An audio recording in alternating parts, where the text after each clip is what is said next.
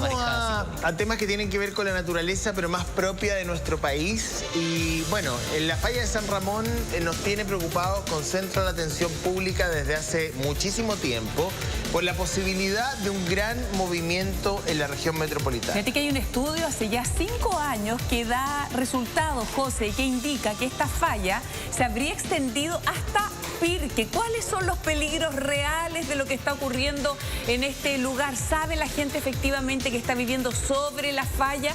Vamos a tomar contacto a esta hora de la mañana, cuando son las 8:44 con Diego Sangüesa. Diego, ¿cómo estás? Está además con Cristian Farías, nuestro especialista. Le mandamos un abrazo muy grande. Hola. Hola, ¿cómo están? Muy buenos días. Sí, vamos a conversar sobre este interesante tema con alguien que es experto, que ha investigado también en torno a esto. Ya lo hemos tenido, ustedes ya lo conocen, desde la casa acá, mucho gusto. Cristian Farías, ¿cómo estás? Muy buenos días, bienvenido, mucho gusto. Bueno, sobre este mismo tema que mantiene preocupada a la ciudadanía, esta falla de San Ramón, hemos conversado ya en innumerables ocasiones respecto a este tema. Bueno, abordemos un poco más, profundicemos respecto al mismo tema. ¿Qué nos podrías comentar? ¿Qué actualizaciones nuevas hay respecto también a lo mismo? ¿Cómo estás? Hola, ¿qué tal? ¿Cómo están todos por allá? Bueno, el asunto con la falla de San Ramón es que viene siendo una amenaza clara para Santiago hace ya harto tiempo. En realidad ya van, digamos, unas cuantos años, ya quizás más o menos más de una década, desde que se empezaron a encontrar las primeras evidencias de esta falla. Y eso es un tema súper importante, porque al principio no se sabía mucho y con el tiempo fueron encontrando los investigadores distinta evidencia, tanto geomorfológica como en el terreno mismo, de que aquí había algo que indicaba que podíamos tener una potencial falla. La pregunta es, pues, obviamente, era cuándo podía haber un terremoto en ella, si es que hubo alguno antes, y por supuesto, súper importante, cuán grande podía ser, porque si es más grande o más pequeña, entonces uno puede establecer como más o menos cuál puede ser el peor escenario de todos. Así que eso es un tema muy importante. A ver, pero, Cristian, lo que ha aparecido en estos últimos años, en definitiva, es la evidencia de lo que ha ido pasando más hacia el sur, que se han ido encontrando justamente restos que sugieren que la falla estaría bastante presente hacia Pirque también, y lo cual significa entonces de que estaríamos en la presencia de algo ya un poco más complejo, porque podríamos llegar a tener un terremoto más grande en caso que toda la falla se activara completa. Eso es lo que entiendo. Estamos hablando de que la noticia hoy día, la que nos convoca y por la cual estamos teniendo este espacio, es que se descubre que la falla es más extensa de lo que se pensaba y peligrosa de lo que creíamos que era, digamos. Claro. Lo que ocurre es que, si nos ponemos un poco más técnicos, en la medida que tú tengas una falla más grande, significa que tu peor escenario de terremoto puede ser más grande, porque un terremoto lo que hace es tomar un espacio y un poco romper la corteza. Entonces, obviamente, mientras más espacio rompa en la corteza, mayor va a ser el terremoto. Entonces, lo que se está hablando en estos últimos estudios es que un peor escenario es que rompa toda la falla desde la parte norte, que se le conoce allá en Santiago, hasta la parte más ligada a Pirque, podría estar en una magnitud más o menos cercana a 7.5, que es bastante grande para algo superficial. Y eso, por supuesto, que puede ser muy complejo para las viviendas que hay cerca, sobre todo porque está muy construido en muchas zonas de ella, y por eso es tan importante seguir haciendo estos estudios para estimar bien cuál es el real potencial escenario, si ese 7.5 es el que podría esperarse, o quizá hay que afinar un poco más la estimación, pero por lo pronto el hecho de que se haya extendido ya nos va marcando evidencia de que el escenario más complejo para la falla podría ser un poco más grande de lo que se pensaba unos cuantos años atrás. ¿Las fallas están permanentemente creciendo o no? ¿Están cambiando su profundidad o son, digamos, estructuras geológicas estáticas? Y lo otro, ¿las fallas están siempre con la potencialidad de activarse? Oye, y sobre esa misma pregunta, perdón, Cristian, algo bien de fondo sobre lo que dice José, porque uno dice, si hay un terremoto, estas fallas se activan y ahí provocan el daño, que mira, pasa por la Florida, por Las Condes, Peñalolén, Puente Alto, hay hospitales, hay una central. El hospital militar está. O sea, hay lugares, está donde está el agua además, o sea, son lugares muy, muy estratégicos. Y en ese sentido preguntarte, ¿una falla se activa cuando hay un terremoto o la misma falla es la que provoca el terremoto? Claro. ¿O podría provocar el terremoto? Tremendas preguntas, voy por parte. Siempre me hacen las mejores preguntas acá, así que voy por parte, vamos. El asunto es el siguiente. Está bien, me parece súper bien. La falla en realidad es un espacio en la corteza donde tenemos una debilidad. Entonces, ahí se va acumulando tensión. A veces las fallas no están activas. Eso quiere decir de que hace más de 10.000 años que no hay un terremoto ahí dando vueltas y por tanto podemos asumir de que se quedaron ahí estáticas, como me decían hace un ratito. Pero sí, cuando han ocurrido terremotos en los últimos 10.000 años, significa que la falla se considera geológicamente activa y de ahí uno tiene que ir viendo cómo se va deformando la falla, porque obviamente si se va como tratando de mover, no es que se mueva derechamente, sino que trata de hacerlo y se va quedando pegada entre medio. Entonces, cuando va haciendo eso, se deforma y acumula tensión. Y mientras vamos acumulando tensión, mientras más tiempo pasa, obviamente estaríamos incubando más energía para un siguiente terremoto. Entonces, la cuestión es, no es que las fallas vayan creciendo propiamente tal, sino que en realidad vamos nosotros descubriendo cuán grandes pueden ser. Y eso se hace mediante todos los estudios que los investigadores van haciendo. Entonces, ahora no es que la falla haya crecido en los años, sino que en realidad ahora la gente se dio cuenta que en realidad la falla era más grande.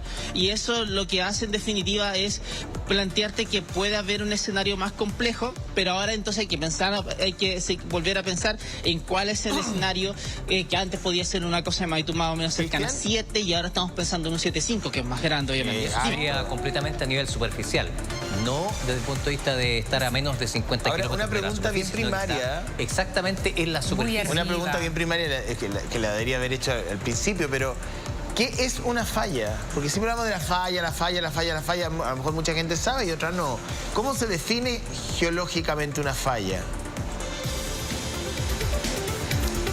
Una falla vendría siendo ¿Una un lugar de debilidad en la corteza, es decir, en vez de pensar, no tanto como una grieta, porque a veces las fallas simplemente no las ves porque están a varios kilómetros bajo la superficie. Algunas a veces se ven en la superficie porque hay discontinuidades. De pronto tienes una parte del terreno que va como plana y de repente algo se levanta y eso significa que la falla en algún momento movió la zona y eso generó algún tipo de desplazamiento.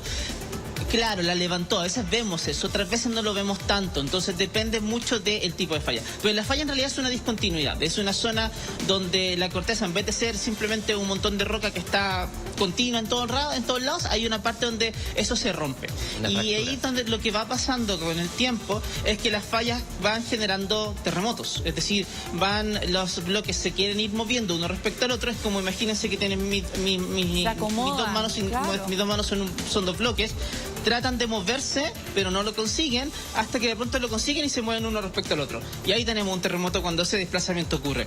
Entonces, claro, las fallas van acumulando tensión en el tiempo, tratan de hacer este movimiento, pero no lo hacen y van acumulando hasta que lo liberan. Y eso es un poco lo que van haciendo las fallas superficiales que tenemos en Chile. Tenemos la de San Ramón, pero tenemos varias otras en otros lados del país que también son bastante importantes y también pueden generar terremotos. Y algo pasa en nuestro país, que tenemos varios, entre comillas, como riesgos, ¿no? Hay gente que vive en la ribera de los ríos, hay gente que está ahí en los faldeos de los volcanes, que vive en las fallas, pero a la gente no se le informa dónde está, qué medidas de seguridad tiene que tener, los protocolos. O sea, ¿cómo se toman decisiones por ejemplo, yo te aseguro que el plano regulador de Pirque, de la municipalidad, tendrá este dato tan importante al que llega la Universidad de Chile después de 5 años de investigación y tal vez más. Pero, a lo mejor no lo incluye. Si construyeron un hospital sobre la falla de San Ramón, es claramente que no tenían idea que la falla estaba ahí o no quisieron saber, pero... No sabían y no consideraron la importancia de las fallas sobre esa edificación. Los riesgos para la población, Cristian, son enormes, Los riesgos son muy grandes, es verdad. El tema es que ustedes mencionan justamente los componentes fundamentales del riesgo, que no tienen nada que ver con la falla, ni nada que ver con el río que se sale. Tiene todo que ver con dónde nosotros estamos viviendo y qué ponemos en ciertos lugares. Es cierto, uno puede como entender de que si no tienes el conocimiento, ocupa los espacios que tienen nomás, pero yo creo que el problema más grande es cuando sabes que algo puede ocurrir y aún así insistes en poner las cosas ahí. En el caso de la falla de San Ramón, no es que uno pueda decir... Sí, perdón, dime. Sí, ¿qué porcentaje Santiago afectaría fuertemente la activación de la falla? Sobre todo, evidentemente, que el sector sobre la falla. Pero ¿qué porcentaje hacia el poniente afectaría en caso de activarse esta falla? Pero tendrías que ser más específico con cuánto me afectaría, porque en realidad el sismo se sentiría en todo Santiago. Me refiero se sentiría súper fuerte. que destruyera la parte propiedades. como más afectada. Claro, que destruyera propiedades. Ah, sí.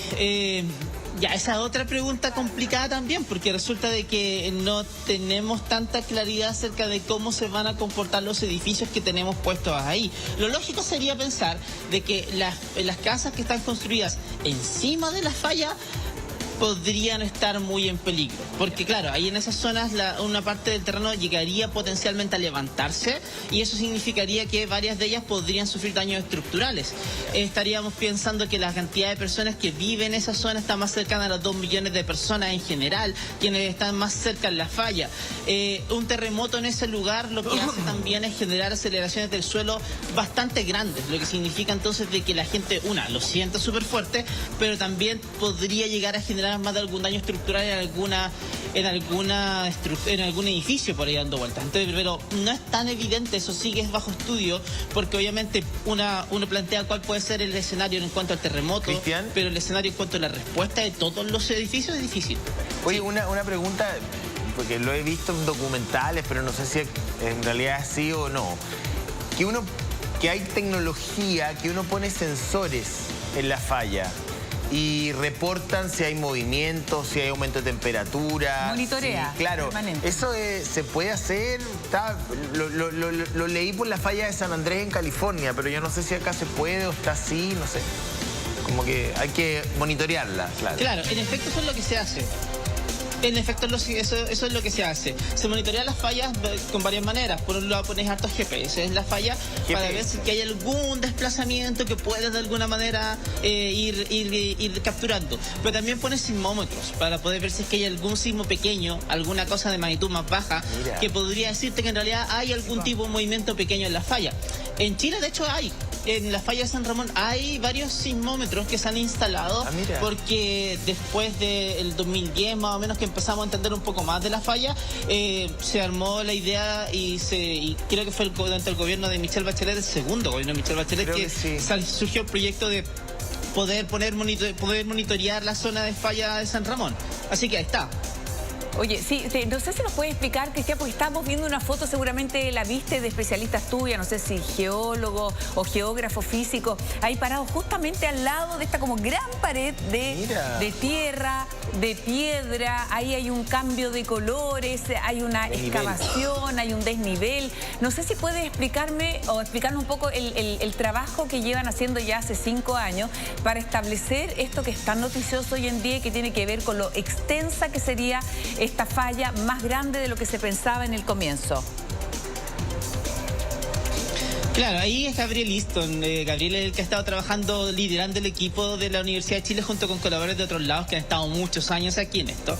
De hecho, lo entrevistamos en el podcast que tengo hace unas semanas, me acuerdo bien. Él nos contaba que después de que fueron encontrando la primera evidencia como en terreno, como de distintas discontinuidades a nivel del suelo, dijeron, vale, ahora tenemos que excavar. Excavemos para ver si es que abajo podemos encontrar algún tipo de evidencia de alguna discontinuidad que nos diga que aquí hubo un terremoto, porque obviamente uno dice, ya mira, la falla está ahí, pero no sabemos si se mueve. Si para ver si se movió, tenemos que ver si es que hay algún tipo de discontinuidad en profundidad. Y entonces empezaron a ir excavando y haciendo estas trincheras. Y esas fotos de la última trinchera, que la encuentran ya más bien cerca de Pirque, y ahí encuentran justamente la misma evidencia que habían encontrado en Vitacure, que habían encontrado en la parte más norte de Santiago. Por lo tanto, ahí dicen, vale, lo que estoy encontrando en el sur es parecido a lo que estoy encontrando en el norte, por lo tanto asumo de que es más o menos todo lo mismo. Extenso así. Oye, queremos agradecerte, Cristiana, por todos tus conocimientos. Vamos a estar muy atentos a ver cómo reaccionan ahí los planos reguladores, las municipalidades. Tienen que hacerse cargo de esta información que arroja ahí el mundo académico, el mundo científico. Gracias, Diego. Un abrazo grande. Y gracias, Cristian, nuevamente a ti. Y gracias a don Jaime también, don Jaime. Y gracias, don Jimmy. Que esté muy bien, ¿ah? Lo pueden seguir viendo en Mega Tiempo. En Mega Tiempo, exactamente. Nos vemos ahí. Fanáticos de Chao, Mega chao. Tiempo.